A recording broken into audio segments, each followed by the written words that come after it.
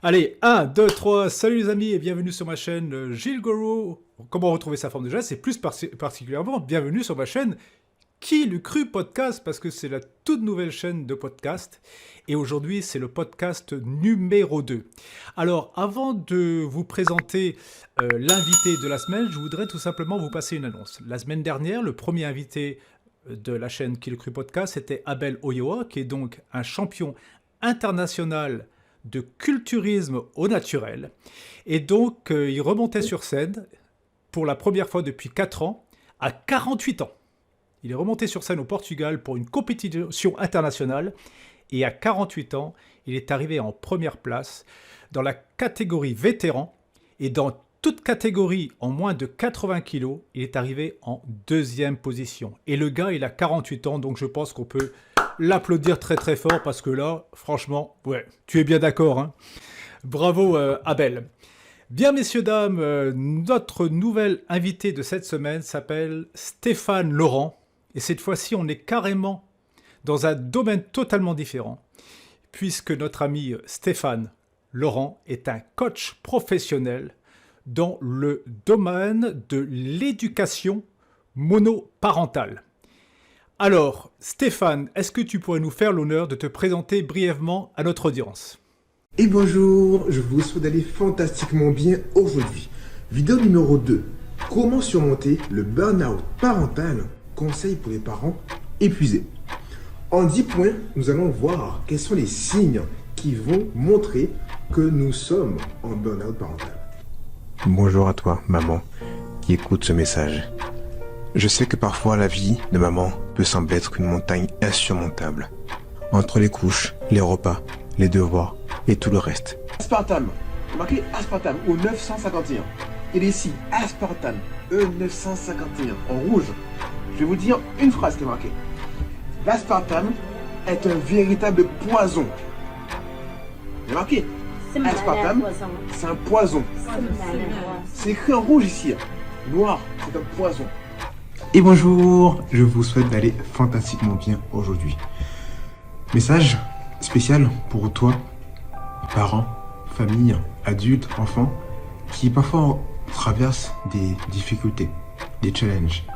Tu sais, parfois la vie peut paraître insurmontable, comme une montagne. Je te dis, waouh, j'ai beaucoup de problèmes en ce moment. J'ai beaucoup de challenges en ce moment. J'ai beaucoup de conflits dans ma vie en ce moment. Mais rappelle-toi une chose, que si tu as ces choses dans ta vie aujourd'hui, c'est que tu es en capacité de les surmonter. Avec plaisir. Tout d'abord, merci Gilles pour cette belle introduction. Je suis ravi de pouvoir assister à cette belle chaîne. Je suis donc Stéphane Laurent, j'habite à Perpignan précisément. J'ai 36 ans. Je suis papa de 2 enfants. Et je suis aujourd'hui coach parental. J'accompagne les parents, principalement des familles monoparentales. Voilà, c'est tout. Bah merci, c'était un super podcast. On vous donne rendez-vous la semaine prochaine. Alors, merci Stéphane pour cette brève introduction. Alors naturellement, j'ai préparé une série de questions et on va passer à la toute première question. Peux-tu nous en dire un peu plus sur ton parcours et ce qui t'a amené à devenir un coach spécialisé dans l'accompagnement monoparental? C'est une très bonne question que tu me poses, cher Gilles. Alors, concernant mon parcours, donc, à savoir que je ne suis pas originaire du sud de la France, je suis né en Guadeloupe. J'ai grandi en Guadeloupe également, j'ai habité en région parisienne, j'étais aussi dans la police nationale pendant quelques années. Et oui. Et absolument, je partage un peu mes petits parcours. Et effectivement, j'ai travaillé dans différents domaines, tels que la vente, le commerce. Et il y a 8 ans, je suis arrivé dans la région de Perpignan, au sud de la France, et ce qui m'a permis de pouvoir me focaliser sur une nouvelle activité professionnelle qui est aujourd'hui coach parental. Pourquoi je suis devenu coach parental? C'est grâce à mon histoire de vie. Étant donné que moi-même, j'ai eu une enfance pas très positive, dans le sens où j'ai été éduqué par uniquement ma mère, qui a eu 3 enfants également, mon grand frère, moi-même et aussi mon petit frère. Eh bien, j'ai donc pu avoir l'envers du décor d'une maman qui s'occupe seule de ses enfants, des challenges qu'elle a pu rencontrer, des difficultés qu'elle pouvait faire face, et aussi la difficulté effectivement de s'occuper d'enfants, de travailler et pouvoir s'en sortir également financièrement. À savoir que j'ai une enfance qui n'a pas été très joyeuse dans le sens où j'ai grandi dans un foyer à l'âge de mes 13 ans, je suis en famille d'accueil. À l'âge de mes 16 ans, j'ai donc habité seul, j'étais donc sur le contrat de l'ASE, l'aide sociale à l'enfance, jusqu'à mes 21 ans. Et c'est vraiment grâce à mon histoire personnelle aussi, je me suis toujours dit, eh bien, j'ai donc grandi sous cette prise de l'ASE, l'aide sociale à l'enfance, et je me suis dit, quand je serai moi aussi donc, adulte, j'aurai des enfants, eh bien, je pourrais apporter mon expérience pour pouvoir expliquer de quelle manière moi je me suis sorti et pourquoi je me suis dirigé vers ce métier. D'accord, alors excuse-moi de te couper, Stéphane, je ne connaissais pas ce parcours de toi, à savoir que tu as été policier par exemple, ça m'a surpris.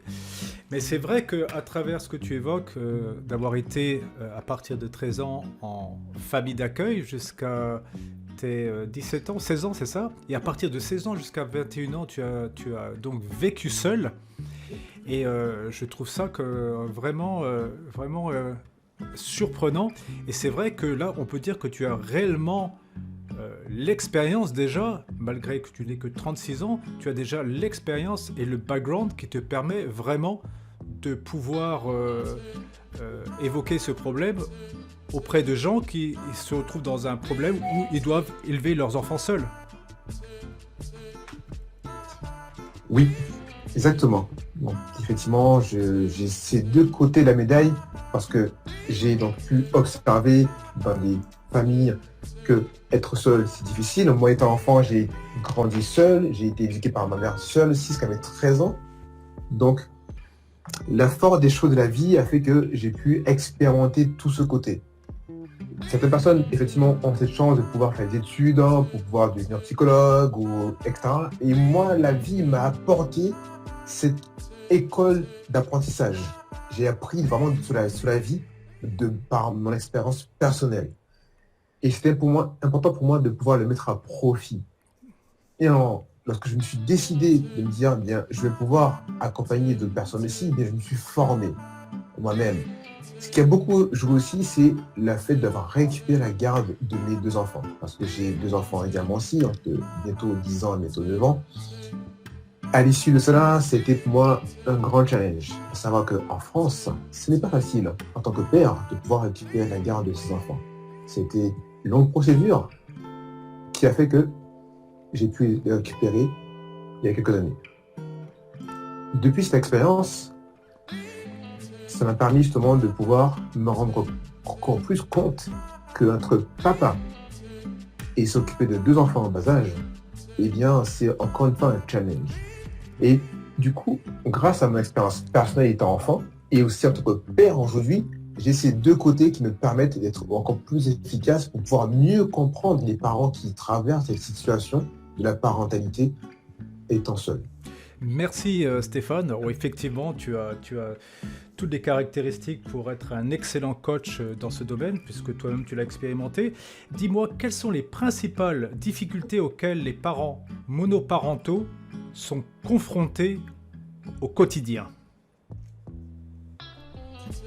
Les principaux challenges que les parents rencontrent, c'est vraiment le fait de se sentir seuls, qu'ils se sentent parfois démunis. Ils font face à des situations, ils ont besoin de soutien. De ce que j'ai pu observer, bien entendu de manière générale, ce n'est pas des cas précis, mais de manière générale, les parents n'osent pas justement parler. Lorsqu'ils font face à des situations difficiles avec leurs enfants ou avec eux-mêmes, ils n'osent pas en parler avec des professionnels.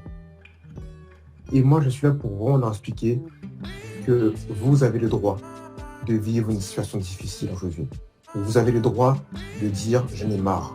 Vous avez le droit de dire « eh bien, j'en peux plus aujourd'hui ». J'en peux plus effectivement de cette situation, de voir que je perds le contrôle avec mon enfant. Je ne sais plus quoi faire, je crie.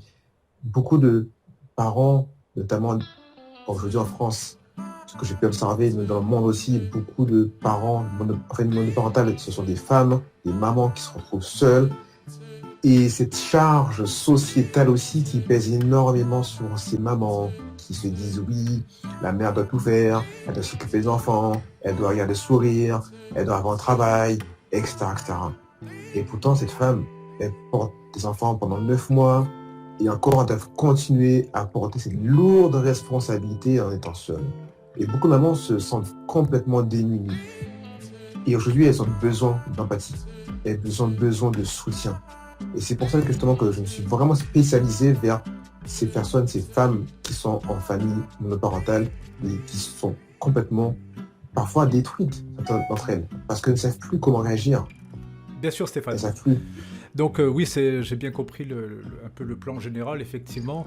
Il y a une certaine gêne, c'est-à-dire que les gens, lorsqu'ils se retrouvent dans cette société, on est dans une société très matérialiste, où le succès des gens est souvent mis en avant, on le voit à travers les réseaux sociaux, où on préfère montrer de belles réussites, montrer une belle image de soi-même, au lieu de montrer ses échecs.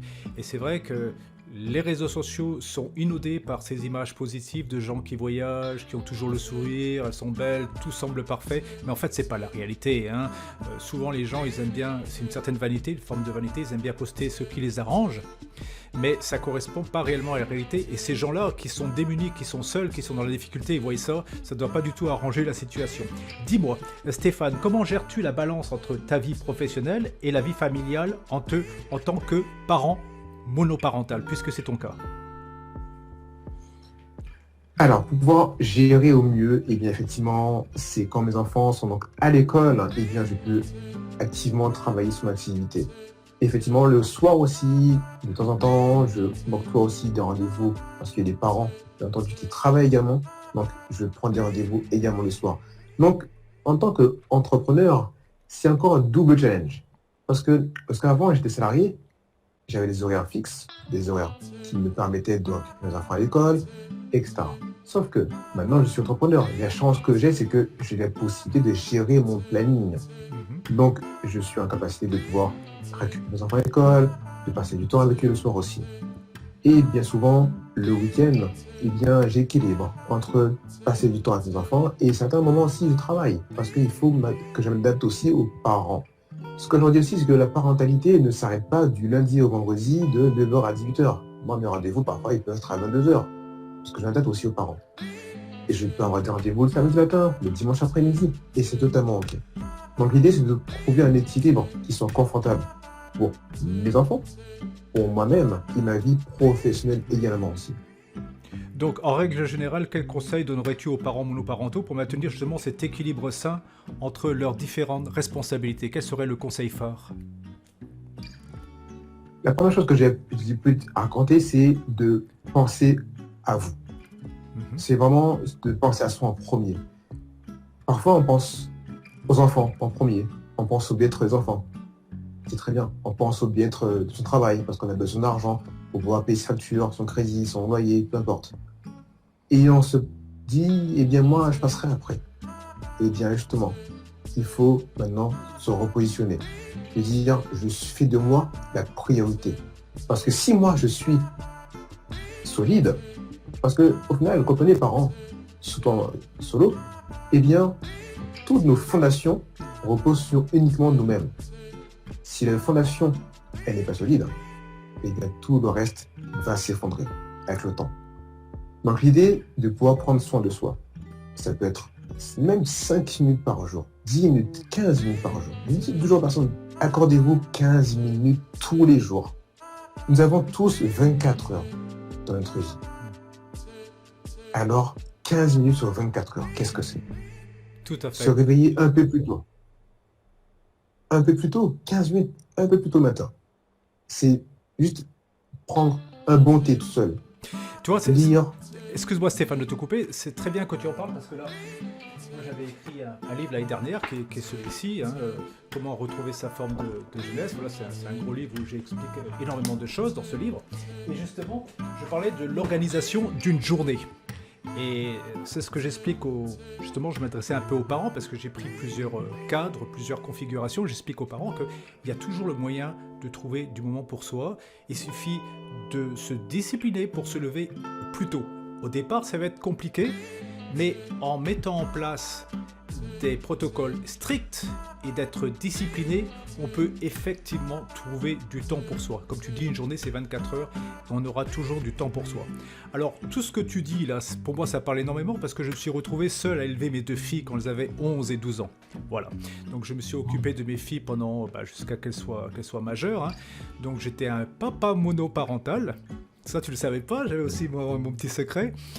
Et Oui. c'est vrai que j'avais une discipline entre mon travail et lorsque j'étais à la maison, j'essayais de tout gérer le mieux possible, mais en termes de timing, etc., de manière à avoir du temps pour moi, de pouvoir aller faire du sport et de m'occuper de moi-même.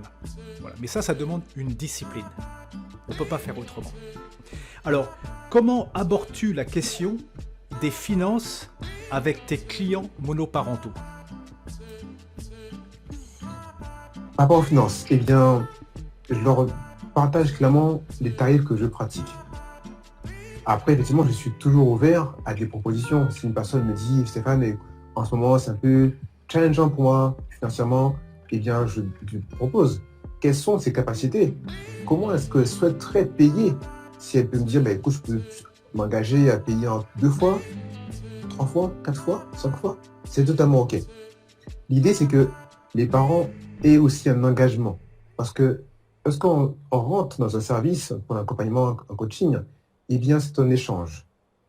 Un échange auquel la personne se dit, eh bien, moi, je vais payer pour pouvoir avoir un professionnel, un expert qui soit avec moi pour pouvoir m'aider à aller au niveau supérieur de ma vie et pouvoir améliorer ma relation avec moi-même et aussi ma famille.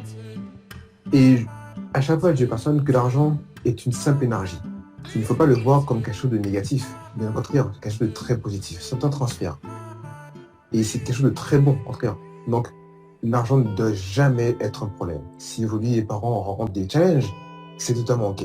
Moi-même, j'ai vécu ça par le passé et j'ai travaillé pour pouvoir m'en sortir beaucoup plus. Et je continue de travailler pour pouvoir faire évoluer ma vie. Et de cette manière aussi, je partage aux parents qu'il est possible de pouvoir quitter ce point A, qui est aujourd'hui une situation pas facile, aller à un point B. Moi, je suis le pont entre les deux. D'accord, très bien. Oui, effectivement, alors, se former, c'est important. Moi, je passe mon temps à me former. Parce que si on arrête de se former, on n'évolue plus. Et on reste dans la même zone. Et à un moment donné, on va même régresser. Donc, en permanence, je me forme. Et parfois, les gens ne comprennent pas trop. Et j'en dis, mais c'est indispensable. Nous sommes des êtres humains. Et souvenez-vous, lorsque vous étiez enfant, vous passiez votre temps à vouloir apprendre. Et puis ensuite, avec peut-être tout ce système scolaire, les gens sont complètement dégoûtés, ce que je peux comprendre. Et à l'issue d'un cursus scolaire, ils n'ont plus envie d'apprendre. Mais ça, c'est une erreur. Il arrive un moment, il faut essayer de trouver, je pense très sincèrement, sa vraie valeur, ses vraies qualités dans sa vie, et qu'est-ce qui résonne le mieux avec soi-même, et en fonction de cela, de faire un travail là-dessus. Et le meilleur moyen de faire un travail, c'est de s'adresser à des professionnels. Dis-moi, quels sont les défis spécifiques auxquels les parents monoparentaux sont confrontés lorsqu'il s'agit d'élever des enfants d'âges différents? Par exemple, un enfant de 4 ans avec un enfant de 12 ans. Tu as dû rencontrer ça plusieurs fois, je suppose. Oui. Alors, les principaux défis que ces parents rencontrent, eh bien, c'est d'accorder du temps pour l'un et l'autre. Un enfant qui a 4 ans a des besoins totalement différents d'un adolescent, par exemple. Et l'idée, c'est de trouver cet équilibre entre l'adolescent et l'enfant de 4 ans aussi. Parce que l'enfant de 4 ans, par exemple, s'il a fort besoin d'attention, et que si, à ce moment, on s'occupe beaucoup plus d'un temps agréable avec l'adolescent, et bien l'idée, c'est de trouver aussi cet équilibre, de dire, OK, là, je vais donc communiquer pour expliquer à mon enfant de 4 ans que j'entends qu'il a en ce moment besoin d'accorder du temps avec moi et que c'est important aussi que, en tant que parent, je puisse accorder du temps avec aussi son grand frère ou sa grande sœur qui a un âge différent. On peut se trouver une stratégie, se dire, eh bien, ensemble, tous les trois, on va occuper une activité ensemble qui soit agréable. De la même chose aussi, on peut expliquer à l'adolescent qui est beaucoup plus grand, par exemple, que là, je vais passer, par exemple, une demi-heure avec toi, une heure avec toi, faire une activité ensemble agréable. Par exemple, si un adolescent adore jouer aux jeux vidéo, eh bien, je vais m'intéresser clairement à ces jeux vidéo. Je ne vais pas me dire, pourquoi tu regardes des jeux vidéo? C'est nul. Non, je vais vraiment m'intéresser à ce qu'il fait, qu'est-ce qu'il apprend, qu'est-ce qu'il aime. Peut-être qu'aujourd'hui, mon adolescent joue beaucoup aux jeux vidéo. Mais on ne sait pas ce qu'on ne sait pas. Ça se trouve que plus tard, mon adolescent sera un ingénieur en graphisme. Peut-être que plus tard, mon adolescent il va même créer des jeux vidéo. Donc en fait, c'est toujours bon de s'intéresser et d'arrêter de critiquer, de juger pour dire ce que tu fais, c'est pas bien. Non. De la même manière aussi, l'enfant de 4 ans, de 5 ans, beaucoup en âge plus petit, eh bien on s'intéresse également à lui aussi. Et par exemple, l'enfant, il prend du chocolat, il le met par terre, il joue avec, eh bien, lui pose des questions. Ah, ok, je vois que tu as pris le chocolat, je vois effectivement que tu t'amuses avec. Qu'est-ce que ça te fait ressentir? Qu'est-ce que tu éprouves? Donc, tu dis, la joie, maman, c'est drôle, toutes ces choses comme ça. Donc vraiment s'intéresser aussi. Parce que c'est bien de pouvoir se mettre aussi à la hauteur de l'enfant. Parce qu'en tant qu'adulte, on a parfois tendance à oublier que nous-mêmes, nous sommes passés par cet âge-là aussi. Nous avons tous été des enfants, un jour ou l'autre.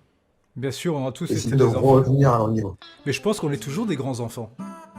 Toute la vie, on est des grands enfants. On n'en prend pas conscience, mais on est tous des grands enfants. Et justement, le fait d'être peut-être des grands enfants, ça peut être aussi on va dire un paramètre de conflit avec tes propres enfants. Alors, dis-moi, peux-tu nous parler de ton approche pour aider les parents monoparentaux à gérer le stress et éviter le burn-out parental? Eh bien, effectivement, pour pouvoir éviter le stress, je peux dire que le stress ne pourra pas s'éviter à 100%. Quelqu'un qui part d'une personnalité qui est à 100% stressée, qui a du moins inconsciemment cette habitude de pouvoir voir le négatif, ne peut pas du jour au lendemain switcher sur l'extrémité opposée. Ce n'est pas possible. Bien sûr. Par contre, par la mise en place de pratiques, d'habitudes, en mettant en place des stratégies pour pouvoir sortir progressivement de cette habitude qu'elle a et pouvoir définir ensemble qu'est-ce qu'elle veut atteindre. L'idée, c'est de toujours avoir un objectif. Si je me dis qu'aujourd'hui, je suis un parent qui est stressé, qui crie sur son enfant tout le temps, et qui est clairement un burn-out parental, qui ne prend plus de plaisir à extraire son enfant, qui ne prend plus de plaisir à aller le chercher à l'école, qui ne prend plus de plaisir même à préparer le repas, qui se sont complètement fatigués, et même étant couché, elle repense encore à son enfant, aux crises, à toutes ces choses. Quand on est en burn-out parental, eh bien, c'est quand même tragique. Dans le sens où on ne prend plus du tout de plaisir avec son enfant. On n'a qu'une envie, c'est de se retrouver seul, loin de son enfant. On appréhende même les week-ends. On appréhende encore plus les vacances scolaires. On se dit, waouh, les vacances scolaires pendant 2 semaines avec mon enfant, mais ça va être une horreur, ça va être difficile. Et bien, justement, là, c'est de décider de voir qu'est-ce qu'on peut faire. Et comment faire, c'est savoir qu'est-ce que le parent veut. Est-ce que le parent veut atteindre cette bienveillance, fait atteindre ce respect, fait atteindre cette envie d'avoir du plaisir avec son enfant? Est-ce que ce parent veut pouvoir communiquer avec harmonie et bienveillance et prendre du plaisir, reprendre du plaisir avec son enfant? Et c'est de là justement on travaille tous ces points ensemble. Savoir qu'est-ce que le parent décide. Parce que moi je ne suis pas là pour dire vous devez être comme ça. Je ne prends jamais parti pour dire vous devez être comme ça. Pas du tout. J'accueille tout ce que le parent peut me dire et je vois avec elle sur quel chemin elle va avancer. Il y a différents chemins pour pouvoir avancer pour son objectif. Moi, en tout cas, je prendrai le meilleur chemin pour elle. Alors, moi j'ai eu de la chance à ce niveau-là avec mes 2 filles parce que comme j'étais responsable d'animation sur un gros camping, eh bien, elles avaient toutes leurs vacances au camping. 2 mois de vacances dans un super camping. Donc, ce sont des super souvenirs de ces vacances. Enfin, je ne les voyais même plus. Les enfants, ils étaient plus... J'étais même sur des gros spectacles où c'est vrai, je montais sur scène, j'étais assez fier parce qu'on a fait des gros spectacles comme Le Roi Lion, Mamma Mia, où j'avais des rôles principaux sur scène. Et parfois je me dis, mais pourquoi elles viennent pas me voir? J'avais un peu les boules. Mais en fait, c'est que tout simplement, ils allaient tous à la plage, ils allaient faire un feu sur la plage. Après, à côté, il y avait un grand parc, ils allaient au parc s'amuser, enfin, fête foraine. Donc, maintenant, avec du recul, je me dis, mais oui, effectivement, ils prenaient leur envol et puis ils se retrouvaient avec des jeunes. Pour eux, c'était formidable. Donc j'ai eu cette chance. Et également, au départ, je travaillais à la montagne. Avant de travailler dans ce camping, je travaillais à la montagne et il venait l'hiver. Lorsque c'était les vacances, et là-bas, donc je payais que 50% des remontées mécaniques. Tout le reste était gratuit. Donc elles ont fait des cours de ski, elles ont passé leur étoile, enfin bref. Donc elles ont eu beaucoup de chance à ce niveau-là. Maintenant, je peux comprendre que des parents qui sont en ville, et qui travaillent malgré tout durant le mois de juillet, mois d'août, c'est très compliqué. Lorsqu'on est dans une cité et tout ça, c'est extrêmement compliqué. Moi, je suis chanceux et je remercie la vie parce que j'étais très chanceux et mes filles ont été très chanceuses. Mais ce n'est pas le cas de tout le monde. Dis-moi, quels sont les signes avant-coureurs du burn-out parental et comment reconnaître ces signes? Les signes sont principalement l'épuisement. L'épuisement, vraiment à 100%. Physique, mental, émotionnel. Et peut-être même spirituel. À 100%. Donc, la perte de plaisir aussi. Alors j'ai remarqué dans certains de tes shorts sur Instagram, parce que tu as une jolie petite page Instagram, surtout que tu fais des présentations, là. Surtout tu t'es amélioré ces derniers temps, tu as fait des nouveaux réels là, qui sont vraiment bien mis en page, qui sont bien montés, et qui parlent énormément de ton activité. Et j'ai remarqué que souvent tu fais des affirmations positives. Alors comment les affirmations positives peuvent-elles aider les parents monoparentaux dans leur quotidien? Les affirmations positives. Alors ça, c'est une excellente question parce que les affirmations positives, c'est un outil qui est extrêmement simple et incroyablement puissant. Mais vraiment incroyablement puissant. L'idée, c'est de pouvoir reprogrammer son cerveau. De quelle manière? De le faire de façon répétée. C'est de par répétition espacée que devient ancrée une nouvelle habitude. On le sait très bien que toutes nos cellules se régénèrent au bout de 21 jours. Donc en répétant les mêmes choses, encore et encore, dans une nouvelle unité de temps, par répétition espacée, eh bien on commence à croire et à devenir ce à quoi on pense le plus souvent.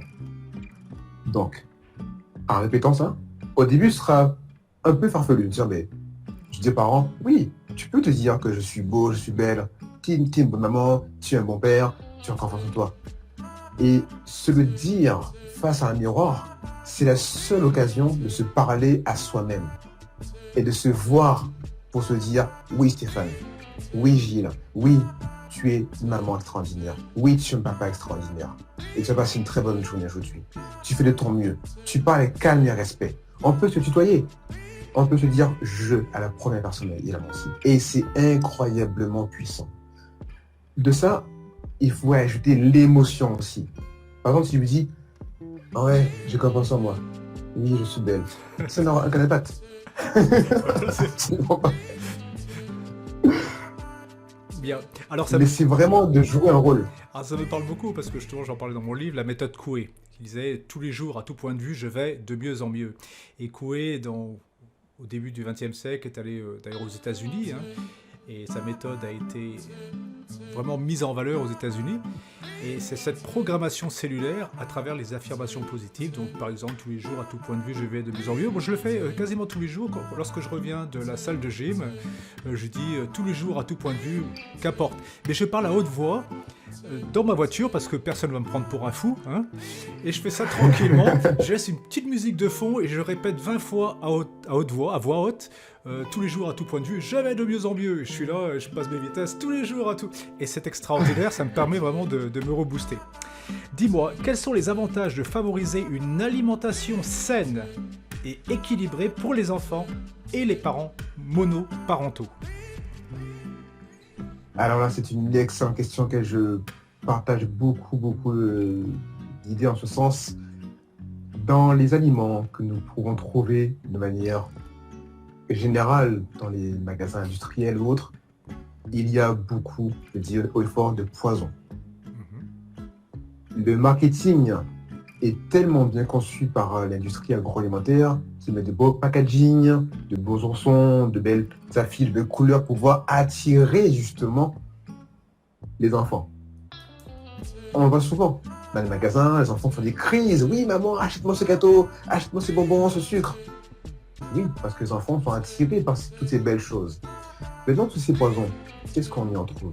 Du sucre, le glutamate, toutes ces choses qui sont juste horribles. Le sucre a une conséquence énorme sur le comportement de l'enfant.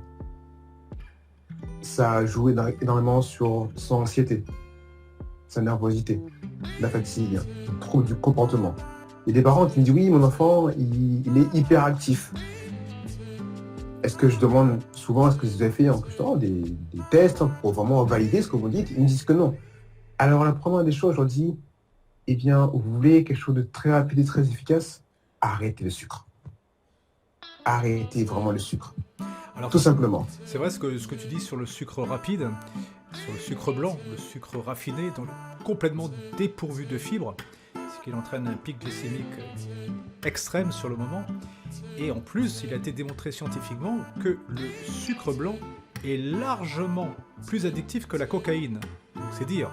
Alors effectivement, un enfant qui est habitué à manger tous les jours des glaces, des trucs ultra sucrés et transformés, après s'il pique une crise dans un supermarché, ce n'est pas de sa faute, il est tout simplement drogué. Et c'est vrai qu'avec mes filles à la maison, c'était strict, il n'y avait pas de Coca-Cola lorsque je faisais à manger. Et parfois elles avaient honte parce que j'allais chercher à l'école, j'avais un panier avec une salade. Elles avaient honte de moi, de voir mon panier et ma salade, mais enfin bon.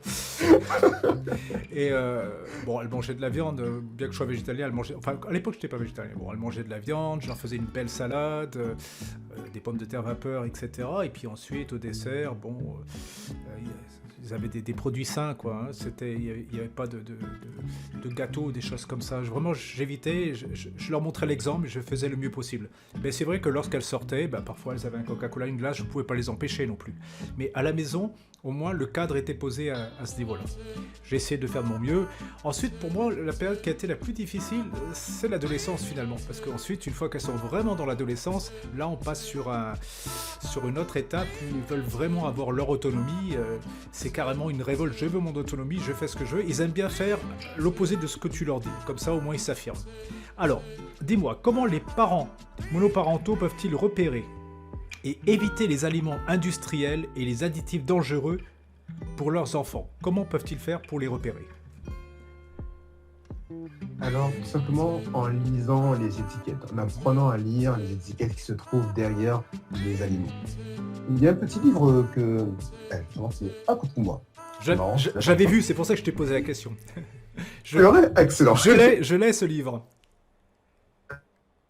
Et il est fantastique. Vraiment, les additifs alimentaires de Corinne Gouget.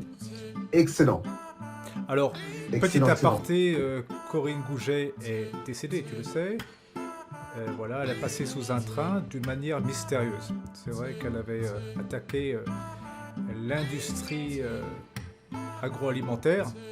Je pense qu'elle avait eu, d'après ce que j'ai entendu, je ne suis pas là pour affirmer les choses, mais plusieurs menaces.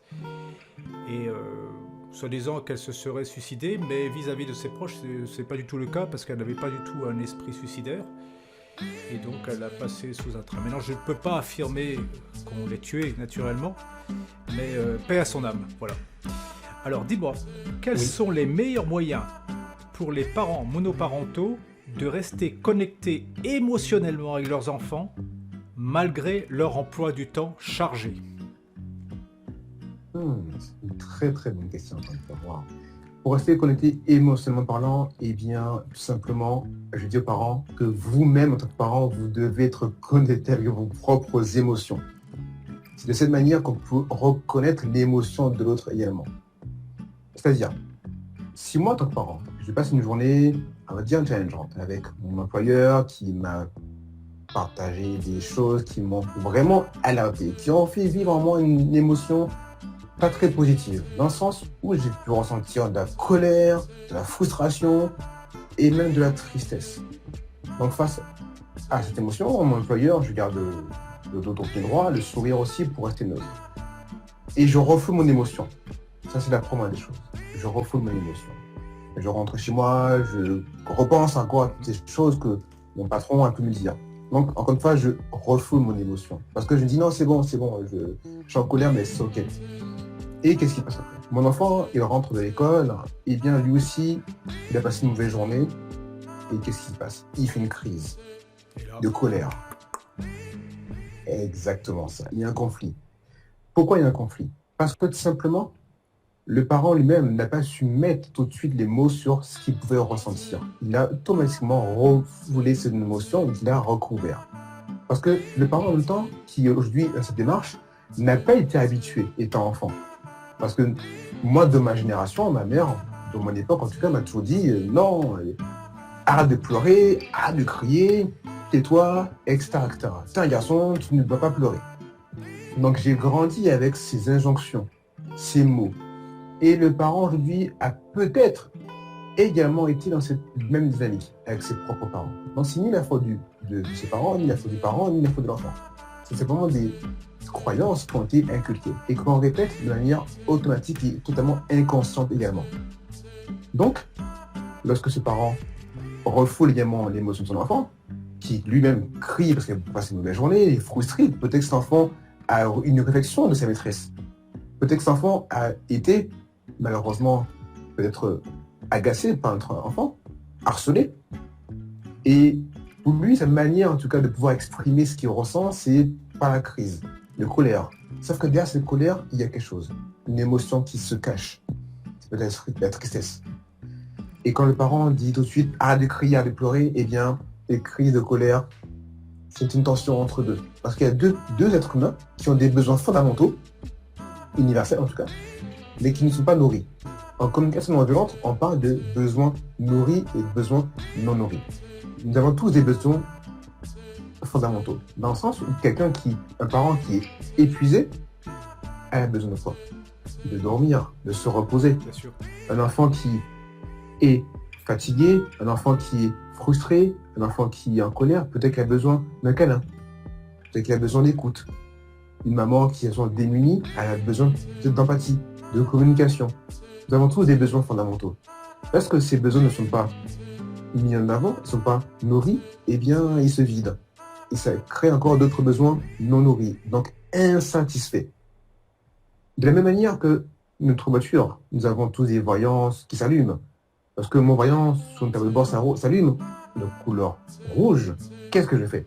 Je m'arrête immédiatement et je l'amène chez un spécialiste pour pouvoir identifier le problème. Nos émotions, c'est la même chose.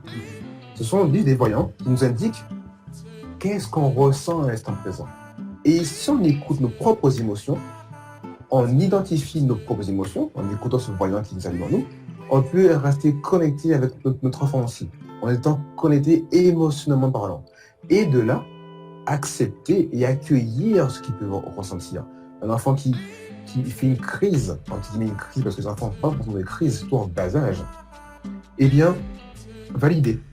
Je vois que tu pleures, je vois que tu tapes contre le mur, je vois que tu es en colère, je vois que tu pleures. L'idée, c'est de pouvoir valider ce que l'enfant ressent et vit. Au lieu de ne pas valider, on lui dit de crier, on lui coupe toute son émotion. Quand on valide, eh bien, lui-même, il apprend ce vocabulaire. Oui, maman m'a dit que quand je suis comme ça, dans cette état de crise, je frappe les murs, je suis en colère, eh bien, je suis en colère et là, j'ai une frustration. Donc, l'enfant va apprendre automatiquement que s'il va vivre cette expérience, eh bien, lui-même, il aura cette définition de dire « oui, je suis frustré, je suis en colère ». Et de là, ça va améliorer la relation émotionnellement parlant. Et l'enfant pourra dire directement « maman, là, je me sens très en colère en ce moment ». Et là, le parent, l'enfant vont pouvoir être connectés et trouver des stratégies pour pouvoir améliorer la situation. Alors c'est très bien tout ce que tu évoques parce que j'ai des souvenirs sur ma relation avec les enfants où parfois je pouvais être énervé pour diverses situations par rapport au travail parce que c'est un travail qui était très prenant, qui me demandait énormément de temps en termes d'énergie, de relations avec les autres. Et je trouve que parfois, je n'ai pas été à la hauteur sur le plan émotionnel. C'est-à-dire que je projetais parfois mon malaise. Et bien sûr, mes enfants étaient là. Et voilà, personne n'est parfait. Hein. Je ne suis pas né avec un guide du routard sur l'éducation monoparentale. Personne n'est né avec un guide du routard sur l'éducation monoparentale. Et c'est vrai qu'après, je regrettais. Voilà. Donc, je n'ai pas toujours parfait. J'ai fait de mon mieux. Mais je trouve qu'à l'époque, il m'aurait fallu justement ce petit guide. Et finalement, si j'avais eu ce petit guide à l'époque, ça aurait été déjà beaucoup mieux. Deuxième point, dès que j'ai changé mon alimentation au bout de 2-3 ans, parce qu'il faut du temps avant qu'un corps change, se reconstruise, s'adapte, etc. Après avoir changé mon alimentation en une alimentation purement végétalienne et crue, ce qui est à nouveau mon chemin personnel, je ne dis pas aux autres de faire pareil, chacun fait ce qu'il veut, mais je sais que pour moi, sur le plan mental et émotionnel, c'était carrément un bon quantique. Et si je revenais en arrière, maintenant avec cette énergie qui est beaucoup plus centrée, avec les conflits que j'ai eus à l'époque avec mes enfants, j'arriverai à les résoudre beaucoup plus facilement. Parce que, comme tu dis, j'arriverai à me mettre à leur place et surtout ne pas encaisser cette négativité. J'arrive un peu à évacuer tout ça au quotidien. Mais bon, j'ai toujours un chemin à faire, hein. Je ne m'appelle pas Jésus. Hein.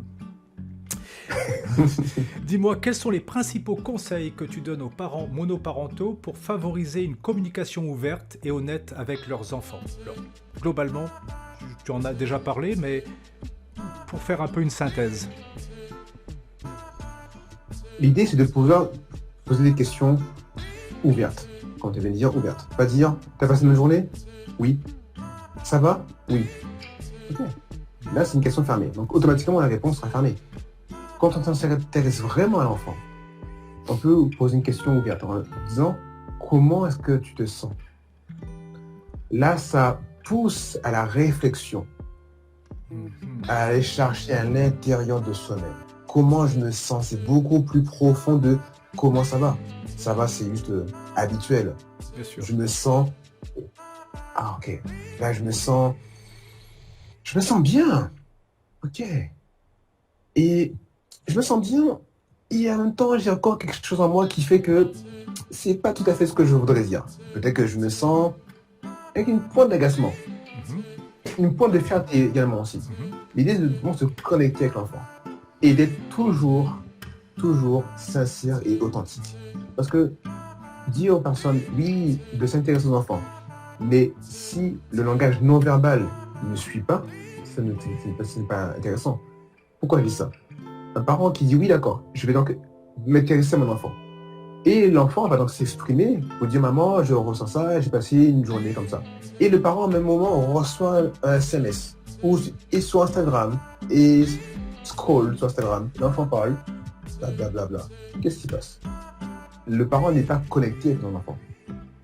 L'enfant voit son parent qui lui parle, qui est en train de regarder un téléphone, et qui lui parle. Qu'est-ce qu'il va faire en retour? Les enfants, souvent les parents me disent, mon enfant ne m'écoute pas. Et la question que je demande en retour, est-ce que vous écoutez vos enfants? Est-ce que vous prenez ce temps pour écouter vos enfants?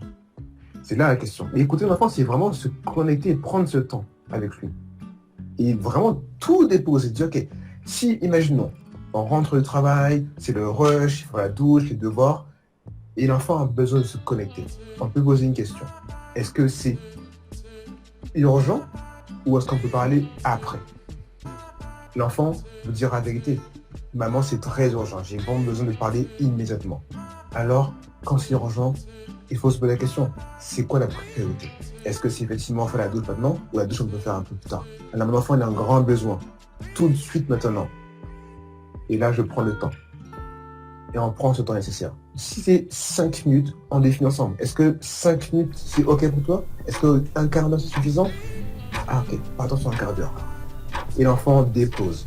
Il suffit juste de déposer ce qui se passe. En tant qu'adulte, on peut remarquer également, quand parfois on ne se sent pas très bien, quand on parle à quelqu'un, on se sent beaucoup plus léger. On se dit merci de m'avoir écouté. Ça fait du bien. Ouais, ça enlève un Pourquoi poids. depuis quelques années, exactement ça enlève un poids. Alors, excuse-moi de te couper, mais c'est vrai que tu as mis en exergue un point très important, c'est la technologie maintenant. Hier, j'étais avec ma fille qui vit à La Réunion, puis là, elle est venue pour quelques semaines ici dans le sud de la France, ensuite elle repart pour son nouveau pays. Et on est allé dans une crêperie, voilà, et puis moi je prends le portable juste pour regarder un truc, elle me dit pose le téléphone. Hey, on est là, c'est pas poli, on est là pour communiquer. Et je trouve que je lui dis merci, je lui dis tu as raison. J'ai posé, je dis tu as tout à fait raison, tu as tout à fait raison. Mais ça devient un geste automatique Et là, c'est bien qu'elle ait le caractère, parce qu'elle est comme ça, pour me balancer cette information et me remettre à ma place, parce que moi aussi, je ne suis pas parfait. Et c'est vrai que par rapport à mon petit-fils, avec son enfant, elle a une approche qui est vraiment basée sur l'écoute, et lorsqu'il s'énerve, peut piquer une crise, comme tout enfant, eh bien, généralement, elle laisse s'exprimer.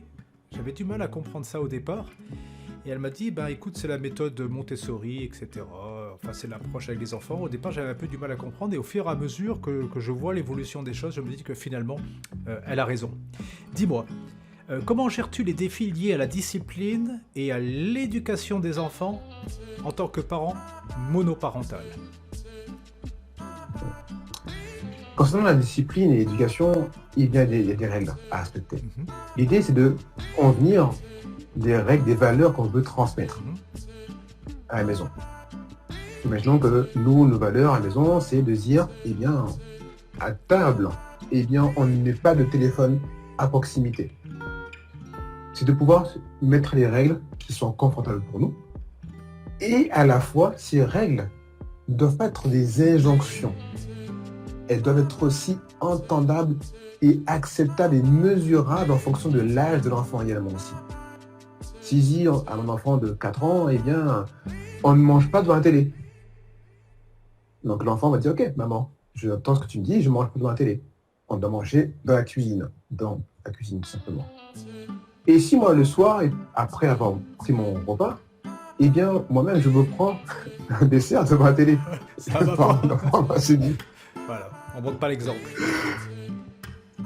Simplement. Finalement, les conflits qui se passent souvent entre les parents et les enfants, c'est parce que les parents manquent énormément de discipline et ne savent pas montrer l'exemple.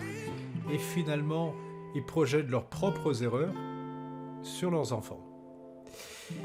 Peux-tu partager des stratégies pour aider les parents monoparentaux à organiser leur temps de manière efficace ? Pour pouvoir gérer le temps, pour moi, en fait, le temps, on ne peut pas le gérer. Le temps, dans toutes 24 heures dans une journée, et nous devons juste gérer nos priorités. D'accord. Les priorités, c'est le plus indispensable. On a parlé juste avant de discipline, c'est de la même manière. Chaque jour, chaque semaine, établir un plan, faire une to-do list. C'est pourtant simple à faire. On prend une feuille et on écrit les choses importantes à faire. Même toutes les choses qu'on a à faire. Même si, plus futile. Je dois faire le ménage, faire des courses, rendez-vous pour le médecin, etc., etc. Appeler une amie, toutes ces choses-là. On met une liste de tout ce qu'on doit faire. L'idée est de se décharger mentalement de toutes ces choses. Parce que quand on n'écrit pas, on garde dans nos pensées. Ah oui, il ne faut pas que j'oublie faire ceci, il ne faut pas que j'oublie faire cela. Je dois toujours encore penser, réfléchir à tout ce que je dois faire. Et ça crée une charge mentale énorme et également émotionnelle aussi. Donc l'idée est de pouvoir gérer ses priorités. Donc, je veux dire, lundi, je mets comme priorité d'aller prendre rendez-vous pour le médecin. La priorité numéro 2, le mardi, je vais faire les courses à telle heure. Je récupère mon enfant à l'école à 17h, ou alors effectivement, je peux le laisser un peu plus à la garderie jusqu'à 18h, je profite de ce temps pour pouvoir faire mes courses tranquillement. J'optimise mon temps. J'entends souvent les parents qui me disent « Je n'ai pas le temps !» Ok. Alors, gérer les priorités. Là, on peut très bien gérer ses priorités. On ne peut pas gérer le temps. Parce qu'effectivement, aujourd'hui, là, alors qu'on parle, elle est actuelle, elle avance. Qu'on le veuille ou non, elle avancera. Mais en gérant ses priorités, en prenant vraiment noir sur blanc la liste des choses qu'on a à faire, on a un visuel. Et ça permet de identifier quelles tâches qui ont été faites et quelle est la tâche suivante que je dois faire. Et c'est de cette manière que je fonctionne et que je partage aussi également cet outil qui est pour moi simple, encore une fois, indispensable. Parfois, on peut penser que on doit avoir des outils sophistiqués pour pouvoir accomplir des grandes choses. C'est dans la simplicité, justement, que sont les meilleurs, les plus efficaces. Et moi, je partage que des outils qui sont très simples. C'est comme ils disent en anglais, KISS method. Ça veut dire KISS method, ça veut dire keep it simple, stupid. Ça veut dire fais les choses simplement espèce d'idiot, ça veut dire ça en gros.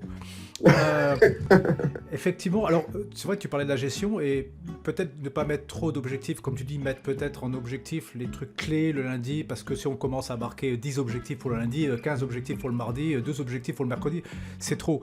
Donc peut-être limiter à 2-3 objectifs principaux, comme les courses de la semaine, peut-être une activité spéciale, de manière à déjà pouvoir structurer son plan de semaine. Comment encourages-tu l'autonomie chez les enfants tout en étant un parent monoparental? En tant que parents, nous sommes là pour accompagner. Nous ne sommes pas là pour diriger. Ce qui veut dire que mon enfant, il y a souvent dans les parcs de jeux, l'enfant qui monte par exemple sur un toboggan, eh bien qu'est-ce qui passe? Le parent peut projeter sa propre peur. L'enfant monte, il dit « Attention, tu vas tomber !» alors qu'il ne s'est rien passé. L'idée est de laisser faire l'enfant sur ta propre expérience. Donc de l'accompagner, d'être à ses côtés.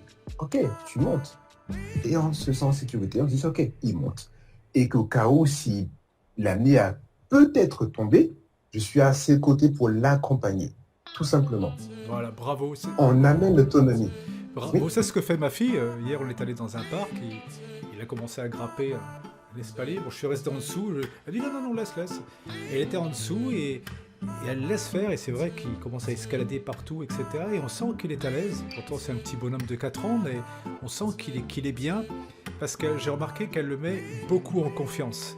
Et je trouve que c'est une belle qualité. En fait, à travers ma fille, j'apprends énormément de choses. Je me dis, mince, à l'époque, il y a certaines choses que j'aurais dû mettre en place parce que je la trouve plus douée que moi. Ah oui, écoute, il faut rendre à César ce qui est à César. Quels sont les pièges les plus courants auxquels les parents monoparentaux sont confrontés en matière d'éducation et de parentalité? Les pièges la plus grande difficulté. Les pièges les plus courants. Les pièges les plus courants. Oui, c'est de ne pas lâcher prise, d'avoir le contrôle. Et vraiment, je dirais que c'est le numéro 1.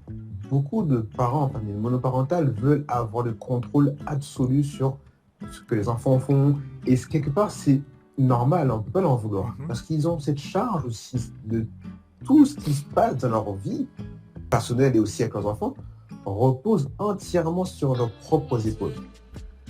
Et là, c'est un piège de se dire, je dois contrôler ceci, je dois contrôler cela. L'idée est de lâcher prise. Lâcher prise. On ne peut pas toujours tout contrôler. On ne peut pas contrôler des choses qui ne sont pas à la hauteur de nos moyens. On peut contrôler effectivement nos pensées. On peut contrôler nos pensées, nos façons de répondre aux situations. J'aime bien partager cette phrase qui dit que lorsque on fait face à une situation, on a 2 choix. Soit on répond à la situation, soit on réagit. Ce qui veut dire, si je réagis à une situation, je perds le contrôle de mes émotions et je me laisse complètement envahir. Et si je réponds à la situation, je garde le contrôle de mes émotions. Donc, si, imaginons, mon enfant fait une crise, un colère, ou mon patron, peu importe, me parle mal, eh bien, si je décide de répondre, de dire, ok, c'est votre point de vue, monsieur. D'accord, mon fils, je vois que tu es en colère. Là, je garde le contrôle de mes émotions. Et je ne me laisse pas influencer par les événements et les circonstances qui sont extérieures à moi. Parce qu'au final, je ne peux pas contrôler les émotions de mon patron. Je ne peux pas contrôler les émotions de mon enfant. Je peux contrôler les miennes. Je peux gérer mes émotions. Et c'est la façon dont moi, je réponds à cela qui va faire toute la différence. Et de cette manière, je vais également apprendre à mon enfant à lui-même gérer ses propres émotions. Parce que si mon enfant réagit, comme peut faire une réaction allergique à un médicament ou autre chose, eh bien c'est pareil. Là, on répond à la situation et on garde le contrôle de tout ce qui se passe. Bien sûr. L'idée, c'est de pouvoir dire je lâche prise et le reste. Excellent. Alors, comment les parents monoparentaux peuvent-ils trouver un soutien et une communauté pour les aider dans leur parcours? Eh bien là, la magie quand même des réseaux sociaux est quand même très puissante. On y vient. Oui. Il y a des très bons côtés. Et dans toute situation, il faut toujours chercher l'or en fait. Dans toute situation, chercher l'or, le côté positif. En trouvant des groupes de parents qui sont en famille monoparentale sur Facebook ou des maisons de quartier dans les villes où on habite, des associations. On peut trouver aussi d'autres parents qui sont dans la même situation que nous. Si, en tant qu'un parent, vit cette situation, il y a forcément au moins une personne sur la planète qui vit la même situation. C'est impossible qu'un parent soit seul face à une situation. Donc, en allant sur Internet, en faisant des recherches, je suis seul avec mon enfant, je suis démuni, qu'est-ce que je peux faire? Où je peux me renseigner? Où je peux avoir du soutien? Il y a des numéros de téléphone aussi spéciaux qui existent dans ce sens également aussi, pour pouvoir partager en tout anonymat. Rencontrer d'autres parents aussi, des ateliers aussi qui existent. Et également, faire appel à des professionnels. Bien sûr. Quel que soit le professionnel, que ce soit énergétique, spirituel, peu importe. Sophrologie, Un etc. professionnel. Voilà. Exactement ça. L'idée, c'est de pouvoir être à l'aise avec le praticien qu'on va choisir. Peut-être un psychologue, un psychiatre, un médecin généraliste, un sophrologue, un coach parental. L'idée, c'est de pouvoir trouver la personne qui correspond à soi-même. Dernièrement, j'avais fait une petite vidéo courte comme ça sur notre chaîne YouTube. C'était sur les thérapies alternatives et c'est vrai qu'il y a énormément de thérapies alternatives qui peuvent s'avérer extrêmement efficaces pour accompagner les gens dans leur douleur, telles que l'hypnothérapie par exemple, la sophrologie. Voilà.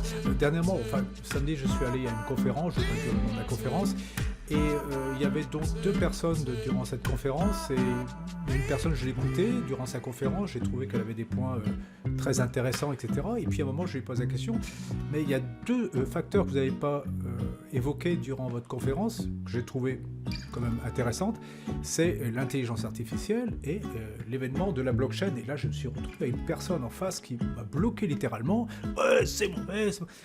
Et puis je lui ai dit, bon d'accord. Apparemment, je lui ai dit, d'accord, calmos, je suis pas là pour t'agresser, je pose une question et j'aurais aimé avoir un retour qui soit un échange. Et là, on n'était pas du tout dans l'échange, donc je lui ai dit, bon, calmos, disons peut-être que l'intelligence artificielle va évoluer de telle manière que, à un moment donné, elle pourra prendre le contrôle de l'humanité, certes. Mais je dis, nous, en tant qu'humains, on peut dire qu'on a pris le contrôle sur les autres animaux sur cette planète. On ne pourra pas dire le contraire. Pourtant, en tant qu'être soi-disant plus développé, du moins technologiquement, ça c'est sûr, nous ne pourrions, en tant qu'être humain sain, vivre cette planète sans avoir une interaction avec les animaux. Les gens, ils aiment bien avoir un chien, un chat, ils aiment bien aller dans la nature. Quand on voit une biche, on est complètement émerveillé. Bon, à travers mon ancien métier de mon état plongé, j'ai vu des choses complètement fabuleuses. Et je ne voulais pas faire mal à ces poissons, à ces espèces que je voulais. Au contraire, je voulais rentrer un peu en harmonie avec ces animaux. Et je ne pourrais pas imaginer vivre sur la planète Terre en étant l'espèce ultra évoluée et cette planète uniquement pour moi. Parce qu'il n'y aurait plus d'interaction et plus d'évolution possible. Donc, ce que je voulais évoquer, c'est que l'intelligence artificielle va sans doute analyser l'histoire humaine et s'apercevoir qu'il y a toujours eu des conflits, des guerres en permanence et que l'homme n'arrive pas à se gérer lui-même. Donc elle pourrait dire stop, maintenant c'est moi qui vais gérer la situation et je vais imposer des règles de manière qu'il y ait une harmonie qui se crée à nouveau entre les hommes et les animaux, et le végétal et la planète, et régénérer cette planète. Pour moi, c'est aussi un paramètre qui peut tout à fait se produire. C'est un paramètre tout à fait positif qui pourrait se produire dans le futur. Alors, ce qui est marrant, c'est quand ces gens rentrent d'une manière aussi frontale, d'une manière aussi négative vis-à-vis de l'intelligence artificielle, ou bien de la blockchain, ne comprennent pas, je pense qu'ils ne comprennent pas très bien ce que c'est la blockchain, parce que la blockchain, c'est la décentralisation, c'est-à-dire que cette fois-ci, les échanges monétaires ne se font pas par le biais d'une banque centrale qui gère tout, mais c'est ce qu'on appelle le pair à pair, c'est-à-dire que je vais faire un échange directement avec une personne. Ce sont des échanges directs, c'est ce qu'on appelle les échanges décentralisés. Et moi, je trouve que c'est peut-être une belle évolution pour les échanges monétaires, au lieu de passer par une entité centrale, de pouvoir avoir des échanges directs. Enfin bref. Et ensuite, deuxième chose, je me suis dit, mais vous êtes populaire maintenant en France et en francophonie grâce à quoi ? Tout simplement grâce à Internet. S'il n'y avait pas eu YouTube, s'il n'y avait pas eu ces plateformes, vous n'en seriez pas où vous en êtes actuellement. C'est-à-dire que c'est le genre de personnes qui, début 2000, auraient dit « Non, Internet, c'est mauvais, c'est ci, c'est ça ». Tout le monde crache sur un système, et pourtant, tout le monde l'utilise. Et j'ai trouvé ça vraiment anecdotique. Alors, est-ce que tu pourrais nous partager des histoires de succès ou des expériences inspirantes de parents monoparentaux que tu as accompagnés? Un ou deux succès Eh bien, le dernier succès que j'ai, je suis en train de finir un accompagnement avec une maman qui m'a contacté, qui a été recommandée par une autre personne qui me suit sur les réseaux sociaux, qui m'a appelé il y a 1 mois et demi pour me dire qu'elle traverse une situation pas facile, elle est seule avec ses 2 enfants, surtout un enfant en bas âge également, qu'elle rencontre des difficultés avec le père de ses enfants, enfin, de sa fille, et qui était complètement démunie sur différentes thématiques par rapport à elle-même, gestion du temps pour elle-même, de ses enfants, la relation conflictuelle, à mettre des distances avec le père de sa fille. Elle était vraiment dans un état, je peux dire aujourd'hui, vraiment très difficile. Elle était vraiment au bord de la crise de burn-out. C'est vraiment le cas parce que elle était vraiment démunie, vraiment. Et elle m'a dit, là, effectivement, je suis prête à tout. Parce qu'elle sait très bien que si elle continuait à faire ces mêmes choses, elle allait foncer droit dans le mur. Et comme j'ai pu le dire tout à l'heure, si un parent n'est plus stable au niveau des fondations, tout s'écroule. Et on a donc commencé à travailler ensemble, qui est encore aujourd'hui en train de se terminer. Elle a pris un coaching sur 1 mois. Et pour elle me disait, il faudra au moins 6 mois, c'est sûr, pour pouvoir changer la situation. J'ai dit, ok, voyons. Je ne donne pas de délai sur les coachings. Je dis juste, ils commencent un travail. Moi, je suis dans l'accompagnement, je vais vraiment en profondeur. J'accompagne les parents au quotidien. Là, je suis là, le samedi, le dimanche aussi. C'était des jours fériés il y a quelques jours aussi. Donc, les jours fériés, j'étais en rendez-vous avec elle également. Parce que, comme j'ai pu le dire, nous sommes parents 24 heures sur 24, 7 jours sur 7. Cette flexibilité de me dire aussi que je suis là pour eux au quotidien. Donc, là, à force qu'elle a appliqué tous ces outils que j'ai pu lui partager au quotidien, là maintenant, c'est une femme qui est complètement différente. Pour te dire aussi, il y a 4 ans, elle a commencé à écrire un livre, elle voulait écrire un livre, justement, elle a toujours dit non, je ne suis pas prête, elle avait de mauvaises images d'elle-même, elle avait vraiment beaucoup de pensées négatives envers ça. Et là, il y a 1 semaine, elle a enfin publié ce livre qui a été publié sur Amazon. Et elle est incroyablement heureuse. Alors que ce livre, ça fait 4 ans, des années qu'il attend. Il attendait en tout cas d'être édité, d'être corrigé. Et là, en 1 mois, en quelques semaines, elle a pris cette décision de dire, là ça y est, je me sens mieux, je suis digne de le faire. Et elle a fait. Et aujourd'hui, elle célèbre vraiment. Elle a des rêves, des objectifs. Et aujourd'hui, sa vie s'est complètement métamorphosée en l'espace de 1 mois. Et ce n'est que le début encore. Wow. Donc ça pour dire que ça, c'est ma dernière célébration que je suis encore expérimenter avec elle, parce que je suis en train de l'accompagner. Et c'est vraiment un accompagnement, pour moi, c'est comme un investissement. Par exemple, tu parlais effectivement de blockchain. C'est un investissement qu'on fait sur soi. Mais quand on a fait un investissement sur soi, il y a obligatoirement un retour sur investissement. Obligatoirement. Quand on met de l'argent en banque, par exemple, quelqu'un qui a un livret A ou peu importe, il aimerait avoir des intérêts, avoir toujours un peu plus d'argent que ce qu'il a mis à la mise au départ. Donc, ce qui veut dire qu'il y a un retour sur investissement. Moi, ce que je finance pour pouvoir m'accompagner en tant que parent solo, en tant que coaching avec quelqu'un, un professionnel, de son choix, et bien, on s'attend à avoir un résultat. Bien sûr. Et quand on s'attend à avoir un résultat, il y en a forcément. Eh oui. Donc, c'est vraiment le dernier que je peux partager. Alors, comment les parents monoparentaux peuvent-ils gérer les sentiments de culpabilité et de surcharge émotionnelle? La culpabilité, c'est un fléau qui touche beaucoup de parents. Beaucoup. Notamment les parents en famille monoparentale. Je veux revenir sur les réseaux sociaux. Comme tu as pu dire tout à l'heure, cher Gilles, eh bien, réseaux sociaux, on parle des belles choses. Oui, des belles photos, des familles qui sont toujours souriantes, qui montrent le bon côté des choses. Et qu'est-ce qui passe? C'est un côté à double tranchant.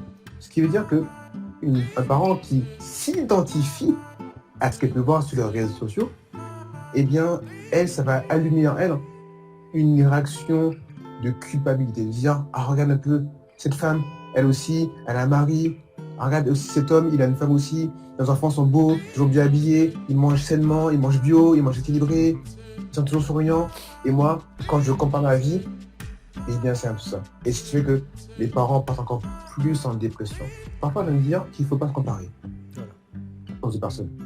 Ne jamais se comparer aux autres personnes. Comparez-vous toujours à vous-même. Est-ce que vous aurez pu faire de mieux? Et qu'est-ce que je peux faire de mieux pour améliorer ma situation? Ça, c'est les choses les plus importantes. Et quand on enlève cette comparaison, on diminue également cette culpabilité. Parce que la culpabilité, en fait, c'est ce que c'est. C'est vraiment se identifier quelque chose qui est extérieur à nous-mêmes. Par exemple, si je crie sur mon enfant aussi, eh bien, je peux ressentir la culpabilité. Parce que c'est encore un élément qui est extérieur à soi. Parce que le fait d'avoir crié sur une tierce personne, eh bien, je m'en veux. Donc, ça interagit avec une source qui est extérieure à nous. L'idée, c'est de pouvoir revenir à soi. Et de pouvoir faire diminuer toutes ces choses. Et d'accepter aussi que nous sommes des parents parfaitement imparfaits. C'est ce que j'aime beaucoup dire parce que en tant que parent, parental, on s'attend, on recherche la perfection. On dit il faut que tu sois comme ça, la maison bien rangée, le repas équilibré. Et bien souvent, comme tu parlais aussi, d'objectifs. On met des objectifs trop grands. Voilà. Ce qui fait que on perd le contrôle. Et on perd ses moyens également. Voilà, comme tu dis, en fait, le plus important, c'est qu'est-ce que je peux faire de mieux aujourd'hui, maintenant, sur le moment présent, et peut-être ne pas toujours trop se projeter, mais voir déjà, aujourd'hui j'ai une journée, actuellement je suis vivant, et ce que je vis, c'est maintenant. Demain, peut-être que je ne vais pas vivre. Ça peut arriver, hein, on glisse dans un escalier, tout est possible, hein, une météorite sur la tête, ça pourrait arriver. Enfin, c'est peut-être débile ce que je dis, mais c'est tout à fait possible. Donc, qu'est-ce que je peux faire le mieux maintenant? Et c'est vrai que je me concentre sur ça vis-à-vis de mon développement personnel. Qu'est-ce que je peux faire de mieux maintenant? Tout n'est pas parfait, hein, loin de là, mais je me concentre sur ça. Aujourd'hui, cette journée, elle est importante. Celle de demain, elle n'existe pas encore, et celle d'hier, elle est passée. Donc vraiment se concentrer et faire de son mieux vis-à-vis de soi-même. Quels sont les avantages de pratiquer des activités de bien-être et de self-care pour les parents monoparentaux? Et bien de se ressourcer. Ça fait partie des besoins fondamentaux de la pyramide de Maslow. On parle également aussi de besoins de connexion.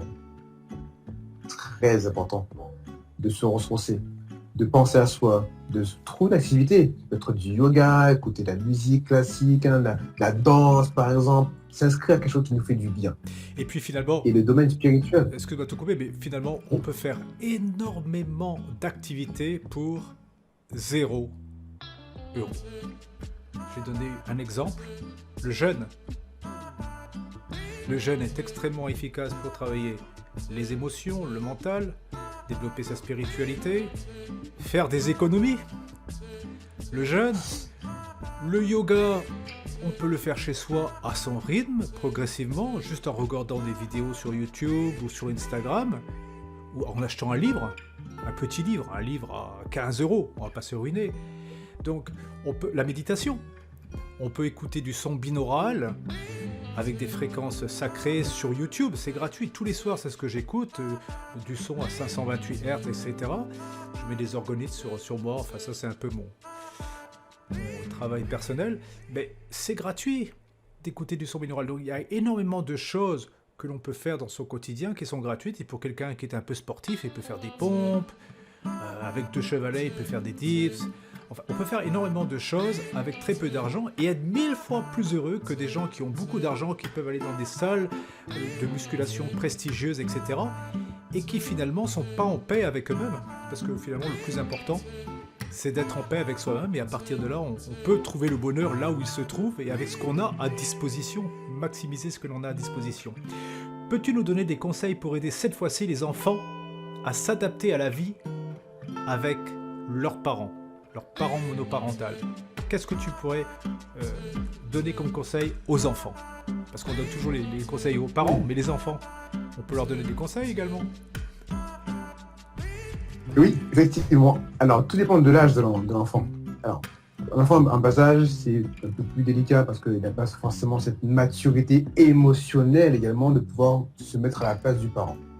Cependant, un préadolescent, un adolescent, eh bien, peut se mettre aussi également à la place de son parent en se disant, ok, maman, papa traverse une période assez challengeante en ce moment. Donc, je peux dire, c'est faire preuve d'empathie. On voit naturellement que les enfants, en bas âge aussi, ont cette dose d'empathie qui est énorme et qui est naturelle en eux. Par exemple, un parent qui rentre et qui pleure, l'enfant naturellement, c'est prouvé scientifiquement. Systématiquement, il va aller vers son parent pour lui faire un câlin, lui faire un bisou, etc. Donc ça prouve qu'on est avec justement cette dose d'empathie. Et avec le temps, cette empathie, elle peut diminuer à cause de plein de circonstances extérieures. Mais ce que je peux vraiment dire, c'est faire preuve d'empathie. Parce qu'un parent qui agit aujourd'hui comme ça, se dire que ce n'est pas de sa faute. Juste que c'est peut-être parce qu'il a passé une belle journée. Faire preuve de compassion. Aujourd'hui, combien de personnes au quotidien font preuve de compassion? Il n'y en a pas beaucoup. Surtout dans le domaine de vie qu'on a aujourd'hui.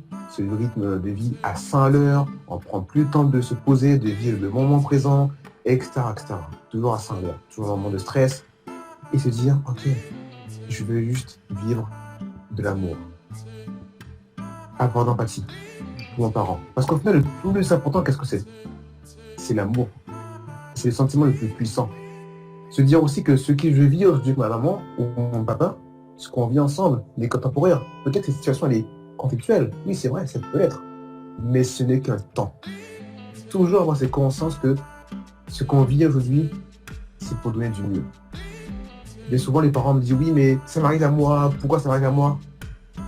Mais c'est pour vous donner une leçon positive. Parce que moi, je crois à toutes ces énergies du coup spirituelles. Et je dis toujours que l'univers travaille toujours avec nous. Et jamais contre nous. Toujours. Et qu'à chaque fois une situation nous arrive, c'est toujours pour du mieux. C'est une leçon de manière qu'on puisse Parfois, se développer, quoi. Exactement ça. Exactement. Donc, si aujourd'hui j'ai une expérience difficile avec mon enfant, c'est que justement je suis là pour pouvoir apprendre à aimer inconditionnellement mon enfant aussi. Apprendre l'amour inconditionnel. Apprendre le pardon également aussi. Donc quelque part, c'est pour toujours nous permettre d'évoluer à ces consciences spirituelles, comme la pyramide de Maslow. Peut-être travailler sur les plans énergétiques, parce qu'on est constitué de chakras principaux, et ensuite des nadis, qui ont encore des milliers de micro-chakras. Et je pense qu'il y a cette relation entre les chakras qui se fait naturellement entre la mère, le père et l'enfant. Et peut-être peu à peu la vie, l'éducation, etc., sur le plan énergétique, a peut-être tendance à créer des frictions, des courts-circuits dans ces échanges énergétiques.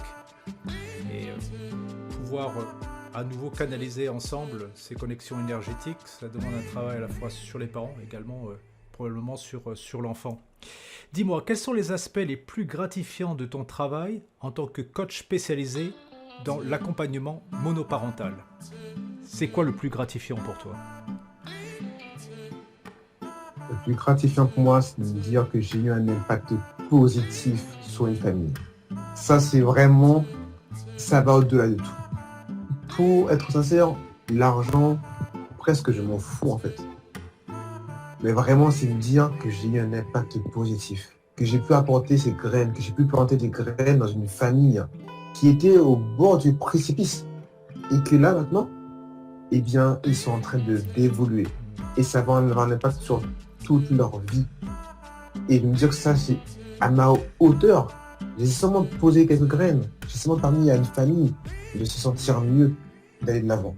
Et ça, pour moi, c'est le plus beau cadeau que je pense avoir. Finalement, excuse-moi de te couper, mais finalement, c'est une manière pour toi aussi de te guérir de ce que tu as vécu. C'est une manière, effectivement, certainement, de transmuter tout ce que j'ai pu vivre Parce que je sais très bien que nous avons tous des expériences qui ont été plus ou moins challengeantes pour d'autres. D'autres ont vécu l'expérience plus difficile que moi, d'autres ont vécu l'expérience moins facile que moi aussi. Et c'est OK.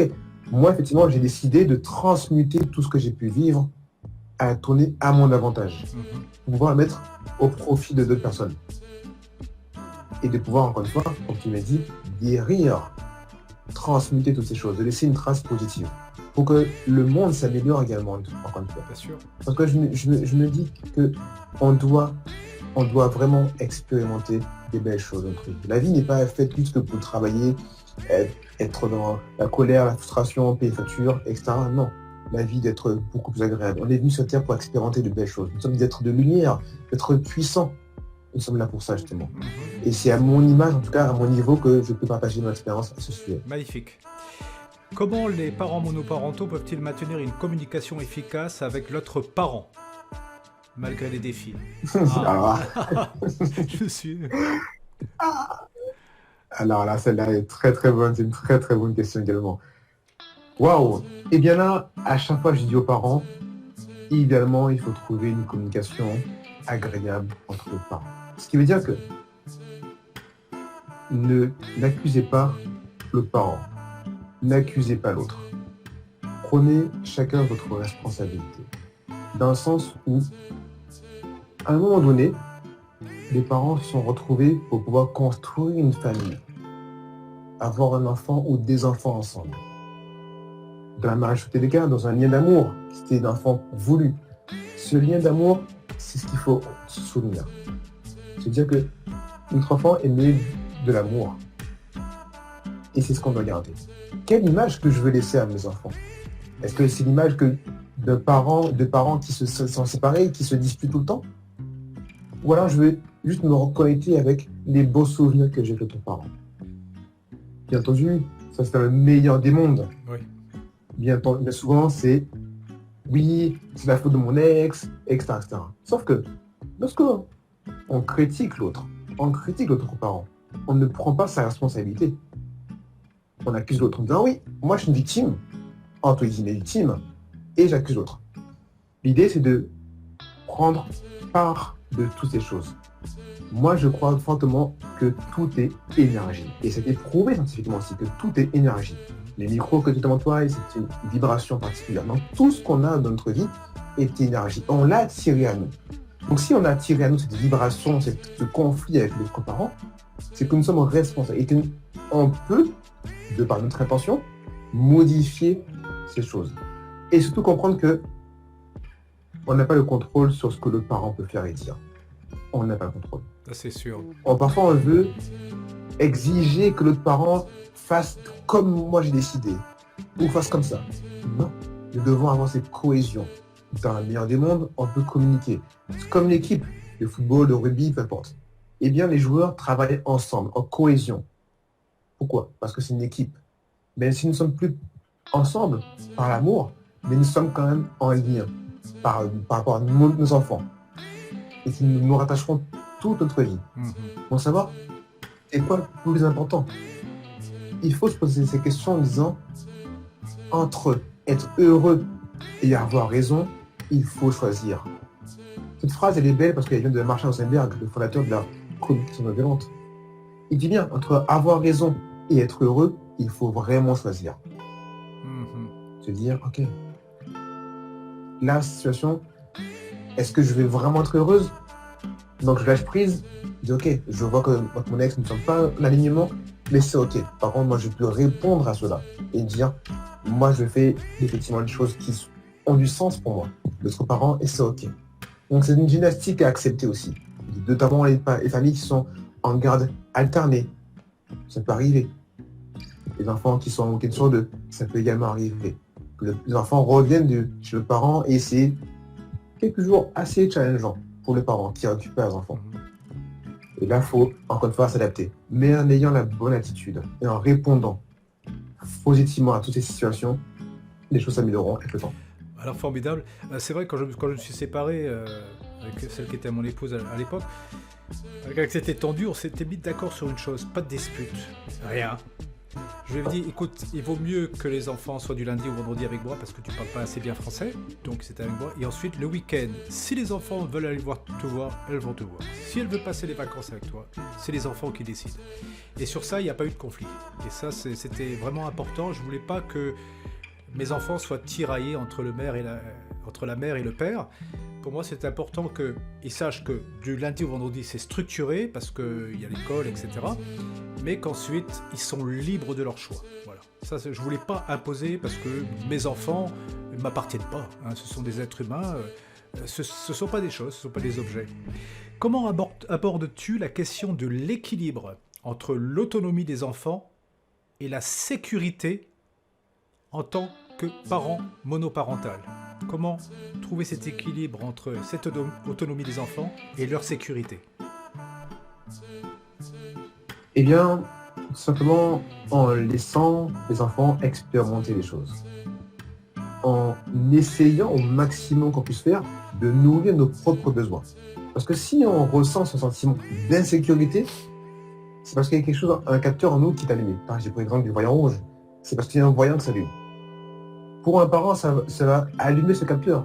Pour la même situation, un autre parent, pas du tout.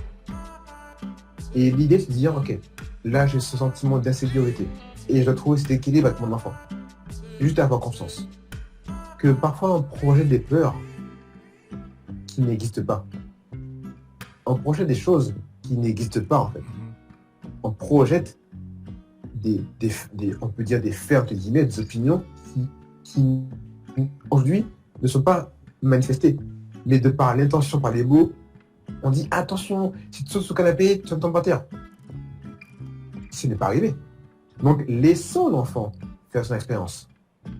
Pour se mettre en sécurité, on peut bien entendu mettre des coussins par terre, comme ça au cas où si l'enfant saute et est amené à tomber, au moins sa chute sera appropriée avec des coussins ou un matelas qu'on fait par terre. Et c'est totalement ok. Comme ça, là, on assure aussi l'autonomie de l'enfant, en assurant sa sécurité, en étant présent également, bien entendu aussi. Et sur son canapé, c'est ok. On peut bien sûr, encore une fois, mettre les règles. J'ai pas dit tout à l'heure. L'enfant rentre à l'école, il est agité, excité. Pourquoi il est excité? Il a passé toute une journée assis à l'école. Il a eu peut-être 10 minutes, 15 minutes de crasse ce matin, auquel il était en liberté, entre guillemets, quand une cour. L'après-midi, pareil. Et le soir, l'enfant, il a besoin de jouer, de s'exprimer. La génération d'avant, ils le disent bien, ils le montrent bien, Montessori encore, on parle très bien de ça aussi, les enfants de l'époque, eh bien, après l'école, ils jouaient le soir, après l'école, dans la rue, ils couraient, etc. Aujourd'hui, ce n'est plus le cas. Les enfants, eh bien, ils quittent l'école. C'est moins le cas en tout cas. Ils quittent l'école, certaines fois ils vont dans un parc, et après c'est à la maison. Parce qu'il y a un train qui est très accéléré. Donc on prend plus le temps. Donc un enfant qui sort à la maison, c'est ok. Comme disait Pierre Rabhi, on quitte une boîte pour aller dans une autre boîte. Et pour aller, pour aller de l'école qui est donc la boîte, on va prendre la caisse pour aller dans une autre boîte qui est la cité. C'est vrai que maintenant il n'y a plus cet espace de liberté, ce contact avec la nature. Et ça c'est dommage. C'est vrai qu'il faudrait que de plus en plus les plans d'urbanisation soient davantage humains et davantage planifiés afin que l'être humain puisse se ressourcer plus facilement et surtout avoir ce contact avec la nature. Peux-tu partager des conseils pour aider les parents monoparentaux à gérer les crises et les situations stressantes avec leurs enfants? Pour pouvoir gérer les crises, je veux dire tout simplement que surtout les enfants en bas âge, âgés de entre 0 et 7 ans, les enfants ne savent pas gérer leurs émotions. Ils apprennent. Leur cerveau n'est pas assez mature. Ce qui veut dire qu'ils traversent des tempêtes émotionnelles, comme une tsunami. Ce qui veut dire que l'enfant peut ressentir à la fois la frustration, la colère, la tristesse, de la joie, et toutes ces émotions se font en tsunami. Et ce qui se passe, c'est que dans son cerveau préfrontal, qui se situe juste devant, eh bien, il ne peut pas le gérer. Nous, en tant qu'adultes, nous avons cette capacité, du moins, normalement, cette capacité à pouvoir mieux gérer nos émotions. Parce que, quelque part, on gère mieux les émotions de nos enfants. Parce que, comme je disais tout à l'heure, un proche qui nous fait une réflexion, un patron qui nous dit une réflexion, on ne va pas faire une crise devant un inconnu. Ah non. On va gérer cette émotion du mieux qu'on peut, pouvoir garder le contrôle. Les enfants, ils n'ont pas cette capacité. Eux, ils vivent pleinement l'instant présent à 100%. Ce qui veut dire que l'enfant traverse cette tempête émotionnelle, et bien, il va exprimer. D'autant plus, sa figure d'attachement sera son parent. Si le parent, c'est la maman, et que sa figure d'attachement principale, c'est sa maman, eh bien, il se sentira tout en sécurité, en confiance, pour pouvoir exprimer, être authentique et montrer sa vulnérabilité. On peut observer que certains enfants à l'école, ils sont entre guillemets sages comme une image, ou avec un nounou, ou les grands-parents, peu importe. Et arrivés à la maison, ils sont totalement différents. Pourquoi? Parce qu'ils ont accumulé toutes ces choses qui sont été refoulées par les personnes extérieures, la grand-mère, le grand-père, qui peut dire arrête de pleurer, tais-toi, à l'école, on peut dire non, reste assis, fais ceci, fais cela. Donc il a emmagasiné. Et arrivé à la maison, il se décharge complètement de tout ce qu'il a pu ressentir. Parce que sa figure d'attachement, c'est son parent, qui s'occupe de lui à 100%. Et là, il a un esprit de dire ok, c'est bon. Je suis comme ma maman, avec mon papa. Et là, je peux tout déposer. Parce que je me sens pleinement en sécurité. Je sais que maman sera toujours là quand il arrive. Même si je crie, même si je le frappe, même si je dis je l'aime, elle sera toujours là. Elle ne me dira pas retourne je sais pas où. Non. J'habite ici, avec maman. Et ça, c'est un besoin fondamental pour eux. Donc il faut les accompagner à travers leurs émotions. Comment peux-tu aider les parents monoparentaux à préparer leurs enfants à devenir des adultes responsables et autonomes? Eh bien, tout simplement en acceptant que eux-mêmes fassent des erreurs. En acceptant que, encore une fois, personne n'est parfait. En étant responsable, autonome, on valide ce que l'enfant ressent. Un enfant qui expérimente, qui dit hey, maintenant j'aimerais faire à manger. Ok. Alors je vais laisser l'enfant expérimenter cela. Bien sûr, je serai à côté de lui pour pouvoir l'aider. Et après, il va dire finalement, je me rends compte que je n'aime pas faire manger. Donc, je vais expérimenter la peinture. Eh bien, je vais laisser l'enfant faire la peinture. Je vais le laisser expérimenter les choses. Eh bien, l'enfant peut dire aussi, j'ai envie d'aller sauter dans l'eau. On laisse le faire. Bien sûr, on l'habille, on l'approprie, etc. On met des bottes, on met une tenue de pluie pour pouvoir le laisser expérimenter également aussi. Afin de laisser les enfants expérimenter aussi, ça construit leur confiance en eux, leur propre responsabilité, leur propre autonomie. Et surtout, en reconnaissant, en accueillant leurs propres émotions. Et c'est de cette manière, quand on continue à faire tous ces processus, ça va donner plus tard des adultes qui seront beaucoup plus confiants, qui ont une meilleure estime d'eux-mêmes. Contrairement si on fait l'inverse, qu'on lui dit arrête de crier, arrête de sauter sur le canapé, non, t'es trop petit pour faire manger, non, t'es trop petit pour... c'est pas l'heure de pouvoir faire la peinture, etc., etc., etc. Toutes ces choses peuvent faire que, même aussi quand on dit à un enfant, c'est moi qui t'habille, c'est moi qui suis tes propres vêtements, t'as pas le droit de faire ceci, t'as pas le droit de faire cela. Eh bien, qu'est-ce qui passe? L'enfant a besoin aussi d'autonomie, de se responsabiliser. On parle parfois de la crise d'adolescence. Pourquoi? Parce que justement, les enfants, exactement ça. Et ça a des conséquences vraiment assez graves avec le temps. Pourquoi? Parce que si on fait ce côté, on contrôle à 100% l'enfant de A à Z, à l'âge adulte, ce sera un adulte qui manquera considérablement de confiance en lui, qui aura une mauvaise estime de lui-même aussi. Donc, en tant que parent, on a un rôle hyper important en se disant que nous pouvons accompagner nos enfants, mais pour un avenir qui lui sera meilleur. Parce que nous-mêmes, nous n'avons pas eu cette chance peut-être d'avoir des parents qui étaient dans cette dynamique aussi. Mais aujourd'hui, nous sommes dans une nouvelle ère et on peut pouvoir accompagner nos enfants de manière différente. Alors je te rejoins tout à fait sur ça parce que j'en veux pas à mes parents, attention, comme je dis, les parents parfaits ça n'existe pas. Mais c'est vrai que j'étais trop coucouné par ma mère, je pense, à un moment donné. Et je me souviens qu'une fois, je voulais sortir avec mes copains et puis non, c'est dangereux, tu vas où, etc. Et j'étais sur mon lit en train de pleurer. Après elle m'a dit bon tu peux y aller et puis j'avais plus envie finalement. Et elle avait toujours peur qu'il m'arrive quelque chose, etc. Et c'était pas méchant de sa part, mais c'est vrai que par la suite, j'ai eu une période dans ma vie où je manquais énormément de confiance en moi-même. Et finalement, c'est le voyage, c'est le fait de partir seul, d'affronter le monde qui m'a libéré. Voilà. Bon, alors quels sont les obstacles les plus courants que tu rencontres chez les parents monoparentaux lorsqu'il s'agit de trouver du soutien et de l'aide extérieure, c'est quoi les obstacles les plus courants? L'information. Il y a beaucoup de choses qui se disent, qui sont contredites sur Internet. Donc les obstacles sont que les parents ne savent plus trop où aller, qui écouter, quoi faire. Il y a tellement d'informations qui circulent que ils sont vraiment perdus. Oui, l'éducation bienveillante. Oui, l'éducation bienveillante est critiquée. Oui, l'éducation que Montessori. Toutes ces choses, il y a tellement de formes qui existent que les parents ne savent pas quoi faire. Et ce que je leur dis, c'est qu'il y a une multitude d'outils, de panels qui existent. Mais c'est à vous de décider de dire, ok, je prends un peu de ça, je prends un peu de ceci, je prends un peu de cela, pour en faire moi-même ma propre expérience. Moi, je suis formé à différentes...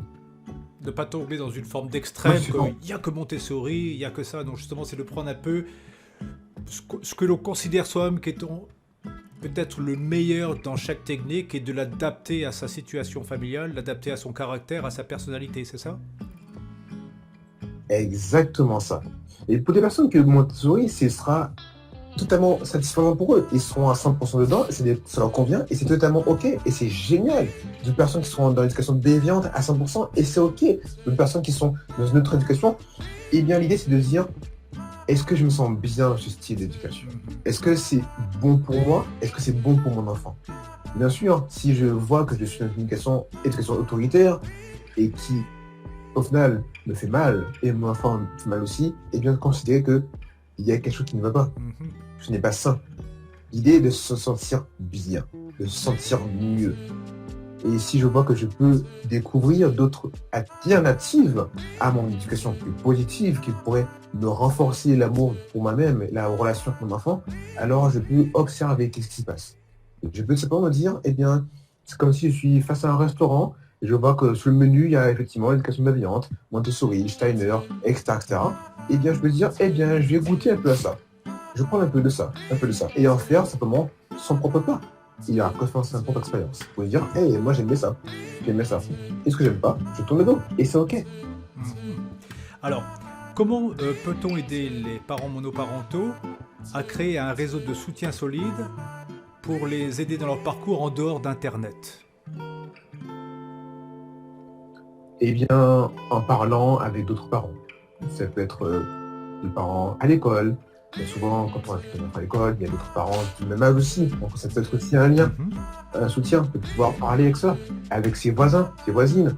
Si on n'a pas forcément de voisins, voisines, on peut aller dans un parc, aller dans un espace auquel il y a d'autres parents. Se dire, je vais aller dans un centre de jeu. Là, je suis sûr qu'il y aura des parents qui seront là mercredi après-midi, avec des enfants de même âge aussi. Donc là, je vais sortir ma zone de confort aussi. Encore une fois, se dire que si je veux pouvoir aller vers l'avant, il faut que je puisse sortir un tout petit peu ma zone de confort pour dire je vais aller voir d'autres parents. Et là, je vais commencer à partager avec d'autres parents. Je vais voir un enfant qui pleure. Et je vais me faire tout penser à me dire waouh, mon enfant fait la même chose aussi. Donc, se dire waouh, je suis pas le seul à être comme ça.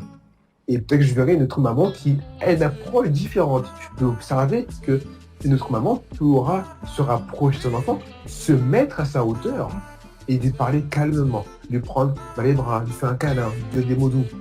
Et là, on va voir que ça peut fonctionner également. Et se dire que finalement, j'ai vu ça dans un parc, j'ai vu ça dans un supermarché, et bien je vais me l'approprier. Et je vais l'appliquer chez moi aussi. Et voir si ça fonctionne. De cette manière, on apprend. Les enfants apprennent par mimétisme. La nature humaine est bien faite, que l'adulte aussi apprenne par mimétisme également. Donc aller vers l'autre, la rencontre vers l'autre, et quitter un peu aussi ce monde virtuel pour aller vers des vraies relations, de vraies rencontres, qui finalement peuvent parfois aider à construire de meilleures choses, peut-être de meilleures actions, par un exemple concret et peut-être par une amitié directe pour intervenir lorsque c'est nécessaire. Voilà, c'est l'échange entre vrais humains.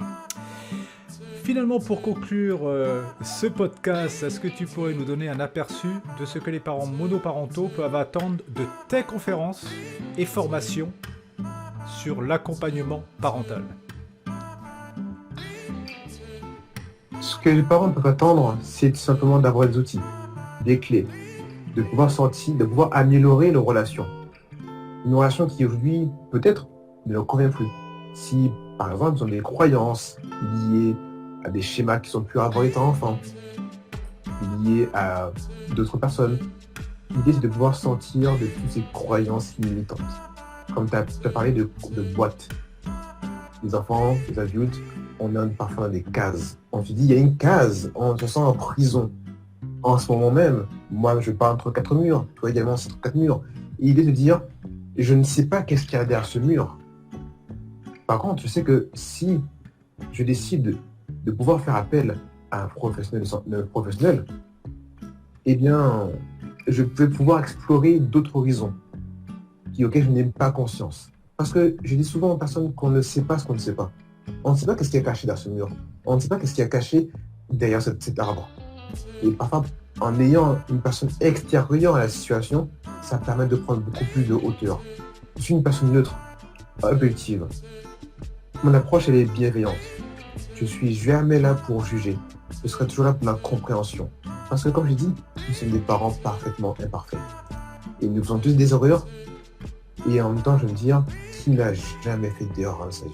Donc, soyons juste solidaires, dans l'amour et la compassion, pour pouvoir améliorer ce monde pour nous-mêmes et nos enfants également. Bravo, c'était une belle conclusion sur ce podcast. Écoute Stéphane, ça m'a fait énormément plaisir de t'accueillir. Je trouvais que l'échange était ultra passionnant, puisque finalement je retrouve beaucoup de bases sur le mental, sur l'émotionnel, le spirituel, des valeurs que je partage tout à fait, des valeurs sur lesquelles je travaille toujours et que je continuerai à travailler jusqu'à la fin de ma vie, puisque le jour où j'arriverai à la fin de ma vie dans ce plan, eh bien, je n'aurai pas atteint la perfection, et ce n'est pas l'objectif, mais au moins, peut-être, j'espère, je me serai énormément amélioré.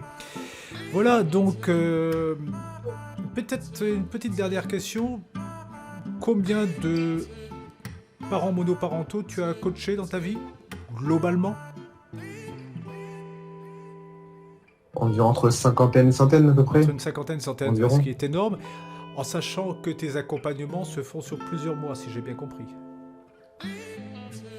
Alors, ça peut être soit un accompagnement sur la séance, les parents décident, sur un mois ou effectivement 3 mois, plusieurs mois. De manière générale, c'est sur plusieurs mois. Après, tout dépend de la situation. Est-ce que tu as créé une formation en ligne ou est-ce que tu as pour objectif de créer une formation en ligne qui permettrait à des parents monoparentaux de pouvoir se connecter régulièrement sur Internet et donc d'accéder à ta formation et de suivre un parcours qui leur permet à leur rythme de pouvoir améliorer leur relation avec leurs enfants et avec eux-mêmes? Alors, c'est une très bonne question que tu poses. À ce jour, j'ai pour ambition de rester connecté pleinement avec les parents. C'est à cœur de pouvoir les accompagner au quotidien. Et oui, par la suite, c'est pour projet sur du moyen terme de créer des formations en ligne. Parce qu'effectivement, cette formation en ligne, ce sera accessible par n'importe qui dans le monde, à tout moment, pour aller suivre à son rythme. Aujourd'hui, avoir quelqu'un qui est avec nous au quotidien, c'est beaucoup plus impactant selon moi. Et à tout moment, quand il arrive, cette formation sera créée aussi. Les parents pourront faire appel à moi en complément des formations qui seront en ligne sur du moyen terme. Petite question, puisque tu es coach, quels sont tes tarifs pour une séance, au mois, à la semaine, etc. C'est quoi à peu près ta panoplie de tarifs? Les tarifs sont entre 147 € jusqu'à 1497 €. Alors 1497 €, c'est pour plusieurs mois, c'est ça? Donc c'est à tout moment, bien sûr, ils ne vont pas t'appeler à 4h du matin, mais tu as des horaires spécifiques durant les journées, durant lesquelles ils peuvent t'appeler, je suppose, parce qu'on ne va pas t'appeler lorsque tu es sur une autoroute à 130, tu ne vas pas prendre le téléphone et commencer à faire un conseil monoparental sur une autoroute, ça je m'en doute. Donc tu dois avoir des horaires spécifiques qui sont communiqués à ses parents afin qu'ils puissent rentrer en contact avec toi? Alors sur mon site internet parentéveillés.com, eh bien les personnes ont un agenda qui est à disposition, qui est visible, et elles peuvent choisir les créneaux horaires qui leur correspondent. Ça commence en général à 7h du matin jusqu'à 20h, 21h, et elles prennent rendez-vous du lundi au dimanche, elles ont 2 ans. C'est avec un... Et l'avantage, C'est un Calendly, c'est ça? Un Calendly où ils peuvent cliquer et choisir l'heure la plus adaptée? alors effectivement, c'est comme un calendrier, c'est exactement le même fonctionnement. C'est pas effectivement le mot calendrier, mais c'est une autre plateforme qui fait la même chose. Il y a un agenda qui est disponible pour les parents. Et est-ce que les gens vont créer cet agenda, prendre un rendez-vous, ça va générer automatiquement un lien Zoom pour pouvoir convenir de rendez-vous. Bon bah c'est formidable. Du coup, ce qui me permet... Est-ce que tu as déjà eu des... Ce qui me permet d'avoir... Excuse-moi de te couper, hein, tu voulais finir, vas-y, finis. Non, ce qui permet justement d'avoir des personnes qui sont... Oh, j'ai des clients, j'accompagne qui sont en France, en Suisse, en Belgique, à Nice, dans tout le monde entier. Je ne suis pas exclusivement dans ma région Perpignan, c'est vraiment l'avantage. Donc tu as peut-être accompagné des gens au Canada, dans la francophonie finalement, la Suisse, la Belgique. Le continent africain, Suisse, parce tout que à sur fait, le Belgique. continent africain, il y a énormément de pays sur le continent africain où ils parlent français, peut-être en Côte d'Ivoire, à titre d'exemple. Oui, ce qui est intéressant, c'est que il y a après quelques mois en arrière, 3-4 mois en arrière, j'ai fait une conférence aussi pour des personnes qui étaient sur le continent africain. C'était très intéressant également parce que j'ai été contacté par une personne qui est dans la parentalité également aussi. Il y avait besoin d'un expert, d'un intervenant externe à cela. C'était très concluant. Donc effectivement, je peux intervenir sur tous les continents qui parlent plus mon français. Mon anglais est en cours d'amélioration. Pas encore au niveau vigile, en tout cas, je suis en train d'évoluer pour pouvoir accompagner d'autres personnes. C'est-à-dire que tu as fait cette conférence dans, je sais pas, c'était en Côte d'Ivoire, c'est ça? Ou ailleurs? Cameroun? En Côte d'Ivoire. Donc tu étais en visioconférence, c'est ça? On a projeté la visioconférence sur un écran géant et puis les gens pouvaient te suivre. Oui. Fantastique. Alors ça c'est encore l'avantage d'Internet, comme quoi il n'y a pas que du négatif dans Internet. Bien, écoute Stéphane, je te remercie. Messieurs, dames, j'espère que vous avez passé un excellent moment, tout comme je l'ai passé avec Stéphane. Je vous rappelle que les podcasts sont diffusés chaque semaine, si possible, donc à 19h. C'est comme ça. Aujourd'hui, on est mardi, ouais. Et donc, le podcast sera diffusé dimanche à 19h, donc ça sera le 19 mai. Et naturellement, je vais m'appliquer pour que chaque semaine, il y ait un invité exceptionnel. On peut applaudir très très fort Stéphane, merci, tu es un excellent coach avec un énorme cœur. On te remercie et je vous donne rendez-vous pour le prochain podcast. Merci. Et n'hésitez pas surtout à vous abonner afin de recevoir les dernières notifications parce que une fois que vous êtes abonné, au moins vous saurez exactement lorsqu'il y a un nouveau podcast. Allez, merci à tous et ciao. C'était Gilles Goro, comment retrouver sa forme de geste sur la chaîne Qui l'eût cru podcast.